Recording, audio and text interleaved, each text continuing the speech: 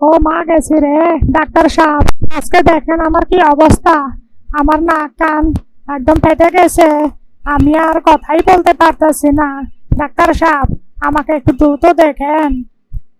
হ্যাঁ, অবশ্যই আপনাকে দেখবো। আপনি একটু সিরিয়ালে থাকেন। রুগী আরো আছে অনেক। রুগীগুলা শেষ করে আপনাকে দেখবো। ডাক্তার সাহেব, এতগুলা রুগী দেখতে দেখতে আমি তো মরেই যাব। আমি তো বসেই থাকতে পারতেছি না। আমার সারা শরীরে কি অবস্থা দেখতে পাচ্ছেন। পুরা শরীর ব্যান্ডেজ করা। আমাকে একটু তাড়াতাড়ি দেখেন না।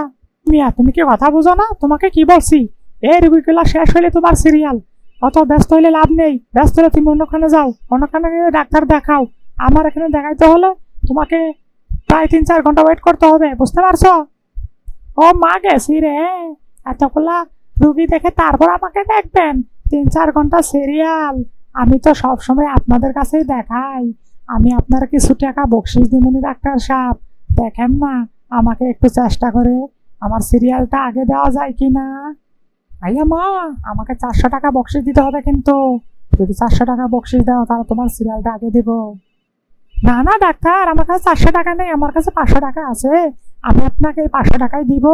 তারপর আমার সিরিয়ালটা আগে দেন, আমি মাজার ব্যথায় বসে থাকতে পারতেছি না। আইয়া মা, আমার কত কষ্ট হচ্ছে। আরে গাদা, তুমি আমাকে 400 টাকা দিও। 500 টাকা না, আমি তোমাকে 400 টাকার কথা বলেছি। 500 টাকার কথা বলি নাই।